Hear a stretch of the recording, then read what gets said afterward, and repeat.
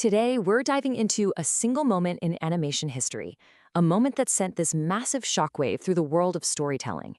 It's all about how villains went from being these kind of one-note obstacles to, well, some of the most compelling characters you'll ever see on TV. So let me ask you this. Can one single 22-minute cartoon episode actually change television forever? I know, it sounds like a bold question, right? We usually think of change on TV as this slow, gradual thing.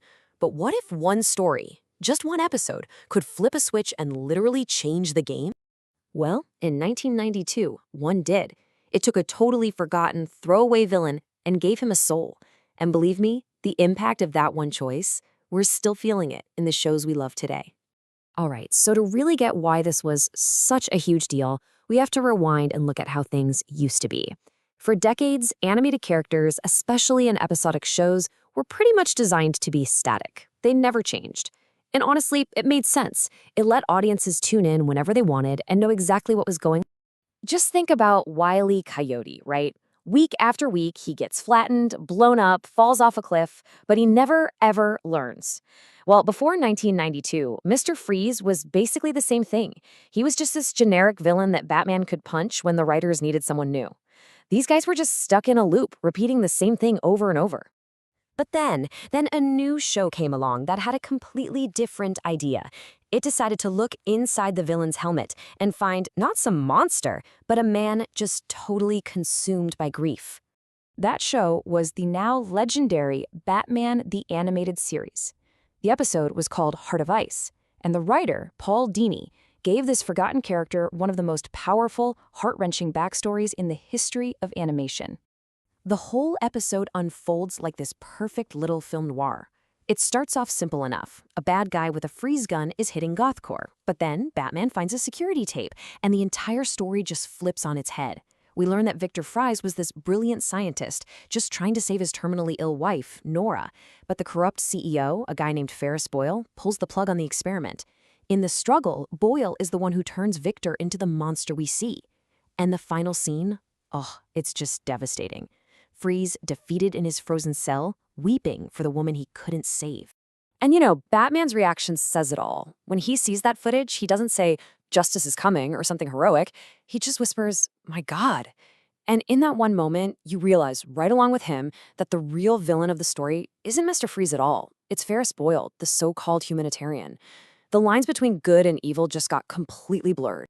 I mean, for a whole generation of kids, this was the first time we were ever asked to feel sorry for the bad guy.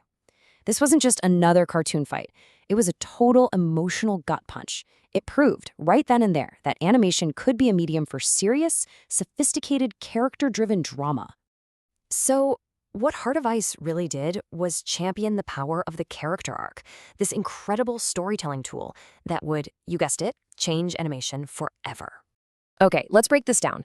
A story arc, that's the external journey, catch the roadrunner, defeat the bad guy. But a character arc, that's the internal journey. It's the transformation happening inside. Mr. Freeze's story arc was robbing Gothcorpshire, but his character arc was this deep tragedy of love and revenge. And that internal journey is what made him unforgettable.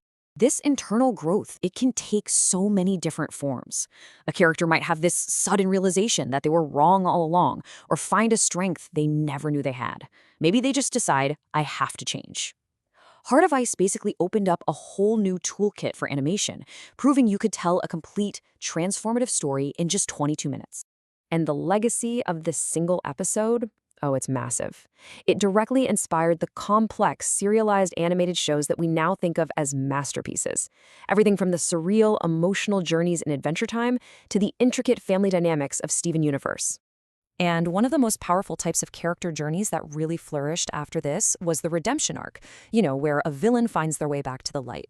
You can draw a straight line from the empathy we felt from Mr. Freeze to what might be the greatest character arc in television history, Prince Zuko from Avatar: The Last Airbender. The episode Zuko alone works a lot like Heart of Ice. It dives deep into his tragic past, and it forces us to understand the kid behind the scar.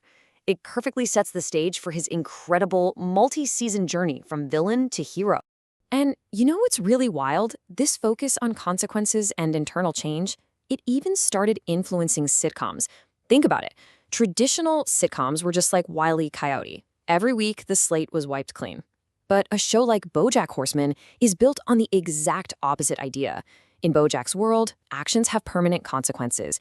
Characters carry deep trauma, and the whole story is this cumulative journey of their emotions, not just a series of jokes.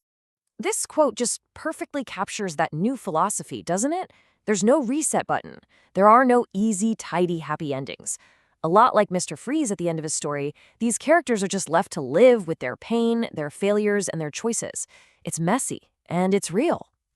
So that brings us to the big question.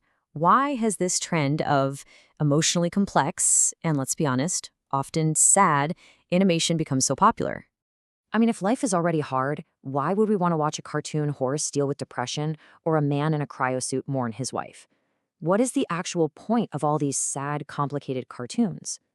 Well, it's because these shows aren't really about escapism anymore. They're about catharsis. We watch these characters struggle with grief and failure and redemption, not to forget our own lives, but to actually understand them better. They give us a language to talk about our own complex feelings, and maybe even the courage to face them head on. From Mr. Freeze's tragedy to Zuko finding his honor to BoJack's search for some kind of meaning, animation has given us some of the most profound character journeys in modern storytelling. These stories don't just entertain us anymore, they change us.